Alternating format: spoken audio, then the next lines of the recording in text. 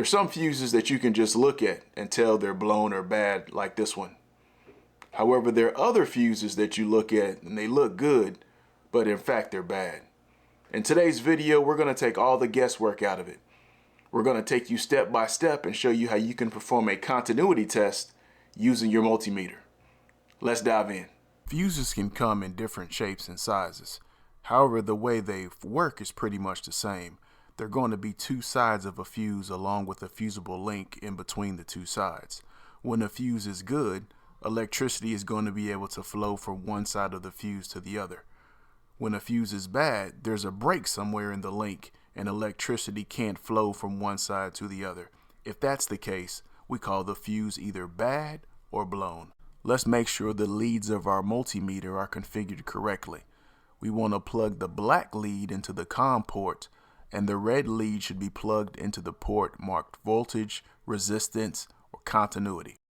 Next, you want to turn your meter on and configure it for continuity testing. Position your dial to be pointed towards the icon that's shown here. Now let's test to make sure our meter is configured correctly. Take your black lead and red lead and touch them together. If your meter is configured correctly, you should hear a sound like this. This sound indicates that electricity is allowed to pass from one probe to the other. Now we're ready to test our fuses. We're going to test a variety of different fuses for you, but the technique is going to be the same. You're going to take one of your test leads, it doesn't matter which one it is, and touch it to one side of the fuse, and take your other test lead and touch it to the other side of the fuse. If the fuse is good, you should hear a beep sound.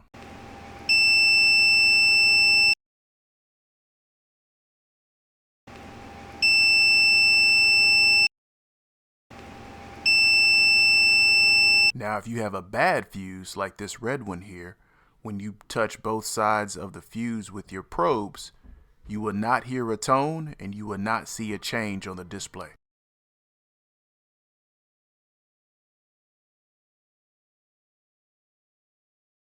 There you have it. We just took you step by step on how to perform a continuity test using your multimeter. Now, if you perform this test and find your fuse is bad, chances are you're going to replace it with a good one. Now, after you replace the fuse with a good one, you may find that that fuse blows again.